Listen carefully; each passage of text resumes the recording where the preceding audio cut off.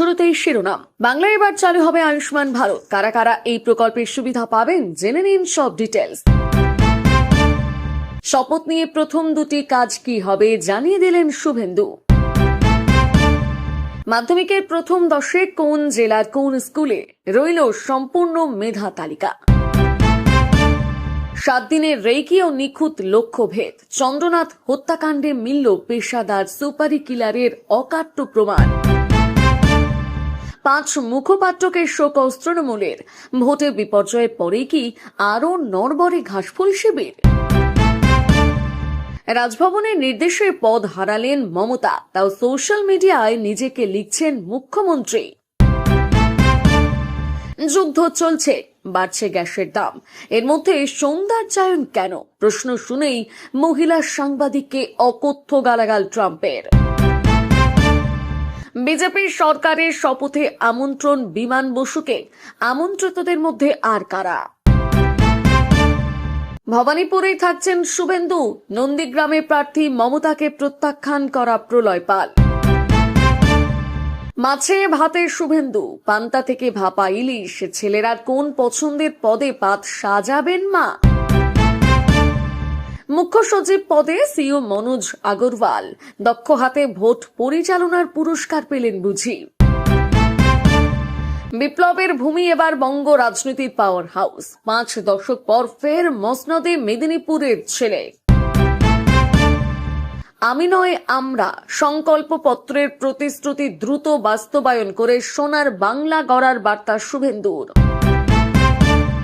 সব ঘুষপেটিয়াকে খুঁজে খুঁজে তাড়াবো। শুভেন্দুকে মুখ্যমন্ত্রী ঘোষণা করে দেশ রক্ষার বার্তা শাহের। বাংলার মুখ্যমন্ত্রী শুভেন্দুই মমতাকে পরাজয়ের বড় পুরস্কার। তামিলনাড়ুর মুখ্যমন্ত্রী হচ্ছেন বিজয়। শনিবার শপথ। 10 বছর পর রাজ্যের কুর্সিতে ফের পর্দার নায়ক। শুভেন্দুর শপথ গ্রহণে আমন্ত্রিত সৌরভ। শনিবার কি ব্রিগেডে দেখা যাবে মহারাজকে?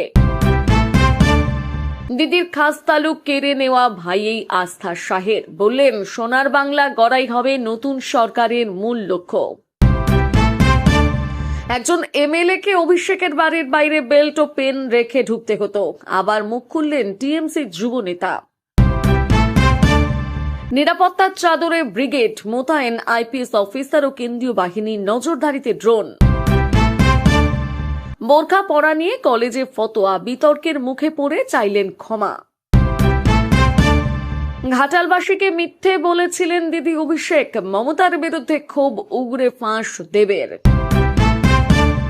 বিপর্যস্ত তৃণমূলে এবার শোকজ নোটিশ। কেন দলবিরোধী মন্তব্য? 5 মুখপাত্রর কাছে জবাব তলব। বিপদে পাশে দাঁড়িয়েছিলেন, এবার শুভেন্দু মুখ্যমন্ত্রী হতেই শুভেচ্ছা হাসিনার। 10% বাড়তি শুল্ক অবৈধ। আদালতের নির্দেশে বা টাকা ফেরাতে হবে ট্রাম্পকে। 15 বছর আগে কোন রাজনৈতিক দল ফিল্ম ইন্ডাস্ট্রি চালাতো না। রচনার গলায় উল্টো সুর। বিজেপির শপথ গ্রহণ আমন্ত্রিত মিঠুন, মমতা, শঙ্কর। বঙ্গ গৈরীকরণের সাক্ষী থাকবেন কোন সেলেবরা? এবারে বম মুক্ত বাংলা। বঙ্গজয়ের পর বিশ্ব বাংলার লোগো থেকে প্রকল্পের নাম বদলের পথে বিজেপি। সোশ্যাল মিডিয়ায় এখনো লেখা মুখ্যমন্ত্রী। রাজ্যপালের বিধানসভা ভঙ্গের নির্দেশের পরও অবস্থানে অনড় মমতা। ফের যুদ্ধ শুরু মধ্যপ্রাচ্যে। আমেরিকা ইরানের মধ্যে গোলাগুলি। দুপক্ষই দুষছে একে অপরকে। শুভেন্দু জামানায় কি আমূল বদল নবান্নে? পরবর্তী মুখ্য সচিব হিসেবে কি তবে শুভেন্দুর তুরুপের তাস মনোজ আগরওয়াল? কালীঘাটে পরাজিতদের মেলা। দিদিকে সান্ত্বনা দিতে অখিলেশ। বাংলার মানুষ কি তবে ভুল করলেন? শুভেন্দুর ছায়া সঙ্গী খুন। কিলারদের টার্গেট ছিল কে? বিস্ফোরক দাবি তুলে নজিরবিহীন চাঞ্চল্য ছড়ালেন ফেরহাদ। একটা জলজান্ত ছেলে মারা গিয়েছে, এখানে কেন স্লোগান? শোকাতুর হাসপাতালে কর্মীদের ওপর ফেটে পড়লেন সজল ঘোষ। বিধানসভায় ব্রাত্য মমতা। হারানো ক্ষমতা নিয়ে বিস্ফোরক দিলীপ ঘোষ। ভাইরাল মন্তব্য। শুভেন্দু আসতেই ভোল বদল। বড় বার্তা হুমায়ুন কবিরের। তোলপাড় গোটা রাজ্য। খুনের আসামির প্রেমে হাবুডুবু মহিলা জেলার, প্রেমিক মুক্তি পেতেই বিয়ে, পাত্তাই পেল না পরিবার ধর্মের বাধা। জেলার ছেলে মুখ্যমন্ত্রী, কাঁথি থেকে নন্দীগ্রামে উৎসব, শপথ গ্রহণ দেখতে পূর্ব মেদিনীপুর কলকাতার পথে। পুরুলিয়ায় জাতীয় সড়কে বাস ট্রাকের মুখোমুখি সংঘর্ষে মৃত এক শিশু, জখম প্রায় ৩০ জন যাত্রী, শোরগোল এলাকায়। দেওয়া সব কথা রাখবো, বিজেপির পরিষদীয় দলনেতা হয়েই বার্তা শুভেন্দুর। প্রিয় দর্শক, এবারে আসছি বিস্তারিত খবরে। সব জল্পনার অবসান ঘটিয়ে পশ্চিমবঙ্গের পরবর্তী মুখ্যমন্ত্রী হিসেবে শুভেন্দু অধিকারীর নাম ঘোষণা করেছেন কেন্দ্রীয় স্বরাষ্ট্রমন্ত্রী অমিত শাহ। নিউ টাউনের বিশ্ব বাংলা কনভেনশন সেন্টারে বিজেপির পরিষদীয় দলের বৈঠকে শুভেন্দুকে নেতা নির্বাচিত করা হয়। আর নেতা নির্বাচিত হওয়ার পর নিজের প্রথম ভাষণেই হবু মুখ্যমন্ত্রী স্পষ্ট করে দিলেন, তার সরকারের প্রথম ও প্রধান লক্ষ্য হবে বিগত জামানার অমীমাংসিত এবং বিতর্কিত ফাইলগুলো পুনরায় খোলা। এদিন স্বভাব সিদ্ধ ভঙ্গিতে শুভেন্দু হুঙ্কার দিয়ে বলেন, আরজি কর থেকে সন্দেশখালী সব ফাইল আমি খুলব, কোনো দুর্নীতির তদন্ত ধামা চাপা পড়ে থাকবে না। তিনি ঘোষণা করেন, এই সব ঘটনার নিরপেক্ষ তদন্তের জন্য বিশেষ কমিশন গঠন করা হবে এবং দোষীদের বিরুদ্ধে নেওয়া হবে কঠোরতম ব্যবস্থা। শুধু নারী সুরক্ষা বা অপরাধ দমন নয়, প্রশাসনিক স্তরে হওয়া প্রাতিষ্ঠানিক দুর্নীতি রুখতেও তিনি একগুচ্ছ পরিকল্পনার কথা জানিয়েছেন। শুভেন্দুর কথায়, যারা সরকারি অর্থ নয়ছয় করেছেন এবং প্রাতিষ্ঠানিক দুর্নীতিতে যুক্ত ছিলেন, তাদের বিরুদ্ধে একজন অবসরপ্রাপ্ত বিচারপতিকে দিয়ে কমিশন বসানো হবে, কেউ ছাড়া পাবে না। এদিন হবু মুখ্যমন্ত্রীর ভাষণে বারবার ফিরে এসেছে লড়াই এবং শহীদদের কথা। তিনি বলেন, আমি আজ সেই ৩২১ জন বিজেপি কর্মীকে স্মরণ করতে চাই, যারা এই পরিবর্তনের জন্য প্রাণ দিয়েছেন, যারা তৃণমূল জামানায় ক্ষতবিক্ষত হয়েছেন। তাদের প্রতিটি স্বপ্নই বিজেপি সরকার পূরণ করবে। নিজের ভাষণে তিনি কেন্দ্রীয় নেতৃত্ব, বিশেষ করে সুনীল বনসাল, ভূপেন্দ্র যাদব, অমিত মালব্য এবং মঙ্গল সিংকে ধন্যবাদ জানিয়েছেন। প্রধানমন্ত্রী নরেন্দ্র মোদীর নেতৃত্বে বাংলার উন্নয়নের চাকাকে দ্রুত গতিতে এগিয়ে নিয়ে যাওয়ার সংকল্প শোনা যায় তার গলায়। শুভেন্দু অধিকারীর এই আমি নয় আমরা নীতি এবং প্রথম দিন থেকে দুর্নীতির বিরুদ্ধেই করা অবস্থান রাজনৈতিকভাবে অত্যন্ত তাৎপর্যপূর্ণ বলে মনে করছে ওয়াকিবহাল মহল। বিশেষ করে আরজি কর বা সন্দেশখালীর মতন বিষয়গুলো নিয়ে সাধারণ মানুষের মধ্যে যে আবেগ ও ক্ষোভ রয়েছে, সেটাকে প্রথম দিন থেকে গুরুত্ব দিয়ে শুভেন্দু প্রমাণ করতে চাইলেন যে তার সরকার হবে প্রকৃত অর্থে ভরসার সরকার। ব্রিগেডের ঐতিহাসিক ময়দানে প্রধানমন্ত্রীর উপস্থিতিতে শপথ নেবেন শুভেন্দু। শপথের আগে তার এই ফাইল খোলার হুঁশিয়ারি বিরোধী শিবির এবং প্রাক্তন শাসক দলের অন্দরে যে বড়সড় কম্পন তৈরি করল তা বলাই বাহুল্য। এখন দেখার, শপথ গ্রহণের পর প্রশাসনিক স্তরে শুভেন্দুর এই বার্তার প্রতিফলন ঠিক কতটা দ্রুত ঘটে। রাজ্য বিধানসভা নির্বাচনে মাত্র ৮০টি আসনে থমকে যাওয়া ধাক্কা সামলাতে এবার গৃহযুদ্ধে বৃদ্ধ তৃণমূল কংগ্রেস। ২৬০টি আসন নিয়ে বিজেপি নিরঙ্কুশ সংখ্যা গরিষ্ঠতা পাওয়ার পর থেকে দলের অন্দরে ক্ষোভের আগ্নেয়গিরি ফুটতে শুরু করেছিল। এবারে সেই ক্ষোভকে কেন্দ্র করে কড়া পথে হাঁটল মমতা বন্দ্যোপাধ্যায়ের দল। দলবিরোধী মন্তব্য করার অভিযোগে একযোগে ৫ জন দাপুটে মুখপাত্রকে শোকজ করল ঘাসফুল শিবির। দলের শৃঙ্খলা রক্ষাকারী কমিটির অন্যতম সদস্য ডেরেক ওব্রায়েন এই ৫ মুখপাত্রের কাছে নোটিশ পাঠিয়েছেন। অভিযুক্তরা হলেন রিজু দত্ত, কৃষ্ণেন্দু চৌধুরী, কোহিনুর মজুমদার, পাপিয়া ঘোষ এবং কার্তিক ঘোষ। চিঠিতে তাদের কাছে জানতে চাওয়া হয়েছে, দলের শৃঙ্খলা ভঙ্গের অপরাধে কেন তাদের বিরুদ্ধে কঠোর পদক্ষেপ করা হবে না। সবাইকে ২৪ ঘন্টার মধ্যেই চিঠি সন্তোষজনক জবাব দেওয়ার নির্দেশ দেওয়া হয়েছে। তৃণমূলের অন্দরের খবর অনুযায়ী ফল প্রকাশের পর থেকেই মুখপাত্ররা প্রকাশ্যে দলের শীর্ষ নেতৃত্বের কৌশল এবং রণনীতি নিয়ে প্রশ্ন তুলেছিলেন। তাদের দাবি ছিল, নেতৃত্বের একাংশের ভুল সিদ্ধান্তের কারণে বাংলার মাটিতে ঘাসফুল শিবিরের এই ভরা ডুবি। তবে শোকজ নোটিশ পেয়ে দমে যাওয়ার পাত্র নন এই বিদ্রোহী নেতারা, বরং আরও আক্রমণাত্মক মেজাজে রয়েছেন তারা। শোকজ পাওয়া এক নেতা একান্ত আলোচনায় স্পষ্ট জানিয়েছেন, দলের লোকজন যা মনে মনে ভাবছে আমি কেবল সেটা জনসমক্ষে বলেছি। ইতিমধ্যে আমি ৪.৫ পাতার জবাবি চিঠি তৈরি করে ফেলেছি। সূত্রের খবর, এই বিদ্রোহীদের পাশে রয়েছে দলের একটি বড় অংশ। এমনকি বিদায়ী মন্ত্রিসভার ৩ সদস্য গোপনে তাদের সমর্থন জানিয়েছেন বলে দাবি করেছেন এই বিদ্রোহী মুখপাত্র। তাদের কথায়, জবাবি চিঠি তৈরি, যা বলার তা স্পষ্ট ভাষায় দলকে জানিয়ে দেব। ভয় পেয়ে চুপ করে যাওয়ার দিন শেষ। অর্থাৎ 24 ঘন্টার মধ্যে যে তৃণমূলের সদর দপ্তরে একগুচ্ছ বিস্ফোরক চিঠি পৌঁছতে চলেছে তা বলাই বাহুল্য। রাজনৈতিক মহলের মতে বিধানসভা ভোটের বিপর্যয় তৃণমূলের ভিতকে কতটা নাড়িয়ে দিয়েছে এই শোকজ পর্ব তারই প্রমাণ। একদিকে যখন কলকাতার রাজপথে বিজেপির বিজয় উৎসব এবং শপথের প্রস্তুতি তুঙ্গে, অন্যদিকে তখন কালীঘাটের অন্দরে শুরু হয়েছে দায় ঠেলাঠেলি আর কোন্দল। এখন দেখার বিদ্রোহীদের এই কড়া জবাবি চিঠির পর শৃঙ্খলা রক্ষাকারী কমিটি তথা দলের শীর্ষ নেতৃত্ব কি সিদ্ধান্ত নেয়। তৃণমূল কি ঘর সামলাতে পারবে, নাকি এই বিদ্রোহে দলত্যাগের নতুন কোনো স্রোত তৈরি করবে, তা নিয়ে এখন জোর চর্চা চলছে তিলোত্তমায়। 2021 বিধানসভার আগে নন্দীগ্রামে প্রচারে গিয়ে আচমকাই ঘোষণা করেছিলেন সেখান থেকেই লড়বেন। বলেছিলেন ভবানীপুর তার বড় বোন, নন্দীগ্রাম মেজ বোন। 21-এ সেই মেজ বোন আসনে শুভেন্দু অধিকারীর কাছে হেরেছিলেন মমতা। 26-এ ফের নন্দীগ্রামে তো বটেই, সেই সঙ্গে মমতার তথাকথিত বড় বোন ভবানীপুরেও তাকে চ্যালেঞ্জ জানিয়ে হারিয়েছেন শুভেন্দু। রাজ্যে বিজেপির বিপুল হাওয়ায় 2 আসন থেকেই জিতেছেন হবু মুখ্যমন্ত্রী। আগেরবার তৃণমূল নেত্রীকে হারান নিজের গড়ে, এবার হারান মমতার গড়ে। সঙ্গে সঙ্গে উঠে আসে অবধারিত প্রশ্ন, 2 আসনের বিধায়ক কোন আসন নিজের হাতে রাখবেন আর কোন আসন ছাড়বেন। বিজেপির সূত্রে খবর, এর আগে যে আসন 3 বার তাকে বিধানসভায় পাঠিয়েছে সেই নন্দীগ্রাম ছেড়ে দিচ্ছেন শুভেন্দু। দলীয় স্তরে ওই সিদ্ধান্ত হয়েছে। আসলে মমতা বন্দ্যোপাধ্যায়কে তারই গড়ে ঢুকে হারানোটা চারটিখানি কথা নয়, এটা শুভেন্দু অধিকারীর রাজনৈতিক কেরিয়ারের অন্যতম সেরা সাফল্য। ফলে ভবানীপুর ছেড়ে দিলে ভালো বার্তা যাবে না।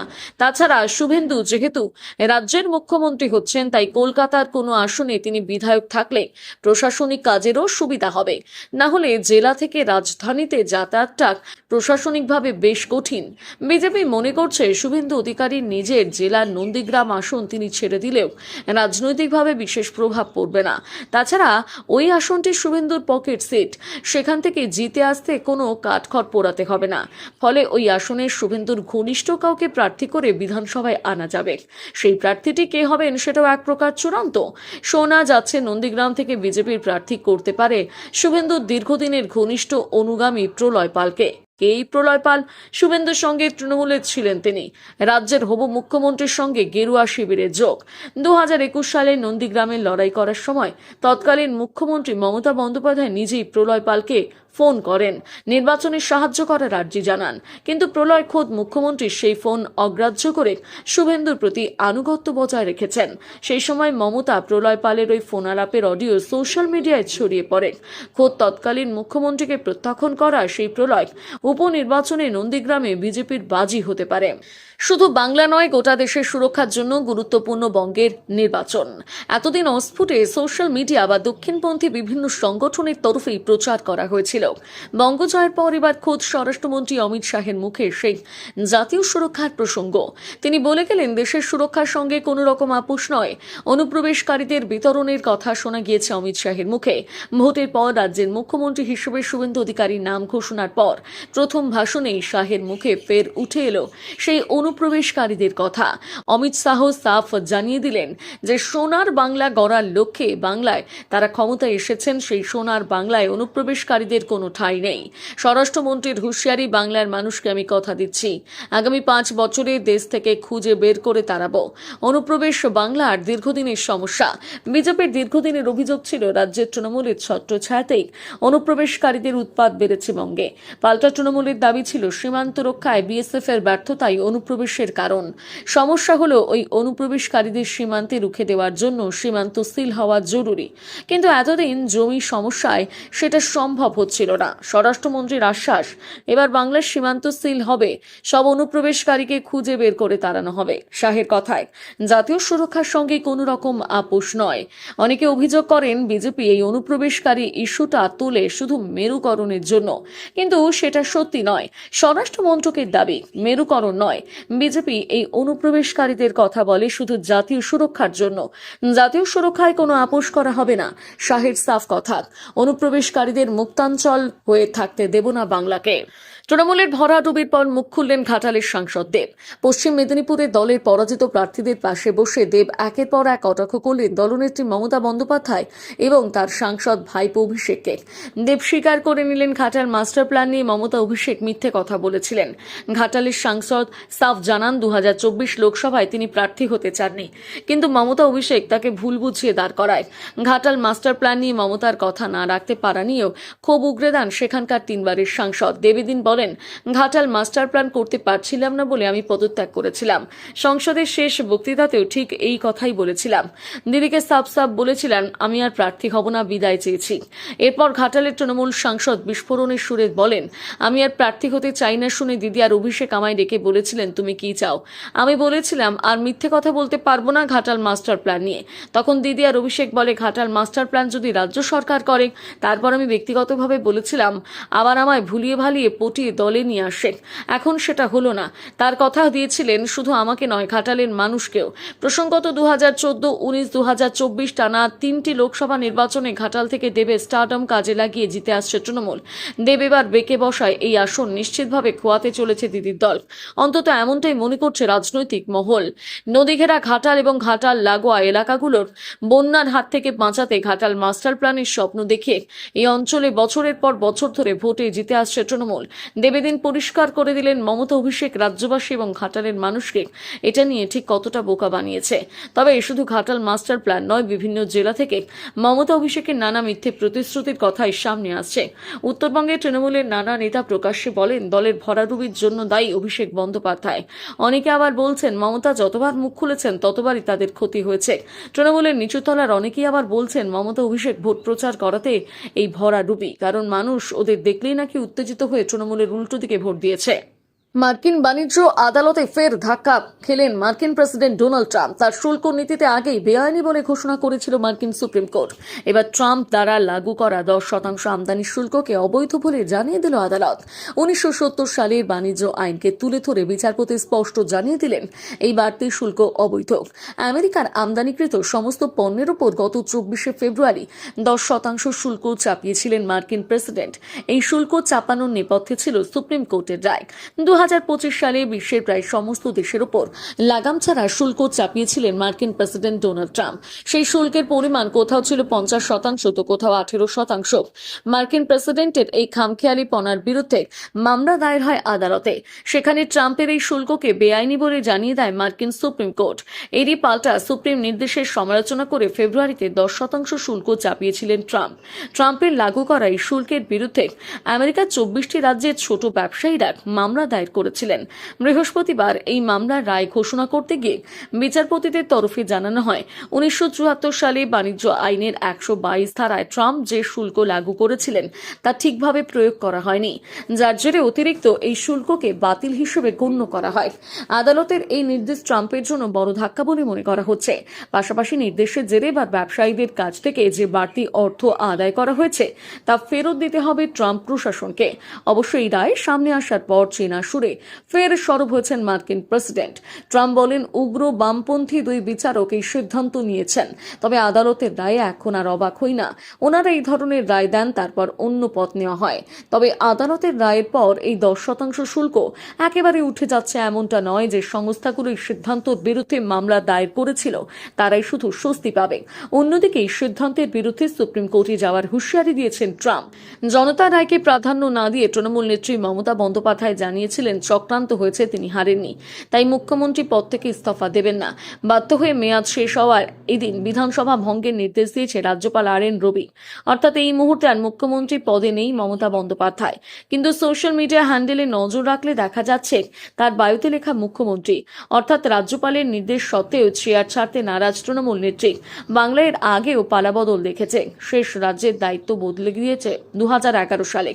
34 বছরের বাম সাম্রাজ্যের উপরে রাজ্যের দায়িত্বে মমতা বন্দ্যোপাধ্যায়ের হাতে তুলে দিয়েছিল আমজনতা।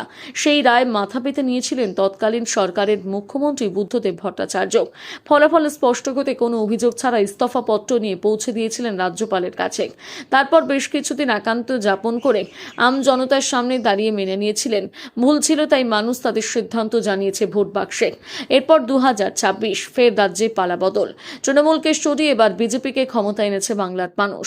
স্বাভাবিকভাবে মুখ্যমন্ত্রী ইস্তফা দেওয়ার কথা ছিল মমতা বন্দ্যোপাধ্যায়ের, কিন্তু তিনি তা করেননি, বরং সাফ জানিয়েছেন হারেননি তাই ইস্তফা দেবেন না। তা নিয়ে বিতর্ক কম হয়নি। একজন মুখ্যমন্ত্রীর এই আচরণ নিয়ে সমালোচনা কম হয়নি, কিন্তু তাতে অবস্থান থেকে সরেননি মমতা। বরং তিনি বলেছিলেন রাষ্ট্রপতি শাসন জারি হলে হোক, ইস্তফা দেব না। 7 মে পর্যন্ত ছিল তৃতীয় মমতা বন্দ্যোপাধ্যায়ের সরকারের মেয়াদ। সময় ফুরোতে বৃহস্পতিবার নিয়ম মেনে বিধানসভা ভোট দেওয়ার বিজ্ঞপ্তি জারি করেন রাজ্যপাল RN রবি, কিন্তু তাতেও অবস্থানে অনড় মমতা বন্দ্যোপাধ্যায়। পদচ্যুত হওয়ার পর সোশ্যাল মিডিয়ার বায়ুতে কোনো বদল করেননি তিনি, অর্থাৎ সোশ্যাল মিডিয়া প্ল্যাটফর্ম অনুযায়ী এখনো মুখ্যমন্ত্রী তিনি।